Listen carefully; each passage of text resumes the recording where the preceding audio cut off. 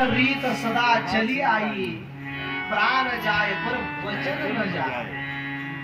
दिलेला शब्द कधीही परत येण्याचं काम नव्हतं. सोडलेला बाण आणि दिलेला शब्द रघुराजाचा कधी परत आला नाही. त्या रघुराजाच्या बाणानंच रावणाचं काम झालं. पण ब्रह्मदेव मध्ये आले. ब्रह्मदेवानं सांगितलं, महाराज तुमच्याच बाणाने रावण मरणार आहे, पण रामाच्या हातून मरणार आहे, तुमच्या हातून नाही.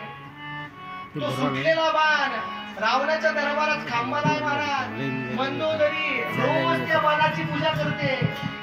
कारण फक्त मंदोदरीलाच हे वर्ग माहित होता. कारण मंदोदरीना नारदांना विचारलं होतं, माझ्या नवऱ्याचं मरण कशात आहे. नारदांनी सांगितलं, तो बाण दिसतो का इथे अडकलेला, त्याच्यानं तुझ्या नवऱ्याचं मरण आहे. ती रोज त्या बाणाची पूजा करत होती. कारण रघुराजाला सोडलेला बाण होता. त्याच रघुराजाच्या वंशामध्ये आज दशरथ ही परंपरा सुरू झाली. एक एकाहून बळे असे राजे झाले. दशरथांना मात्र संतती नव्हती. पुत्र कामेष्टी यज्ञ करवला आणि यज्ञान भगवंतानी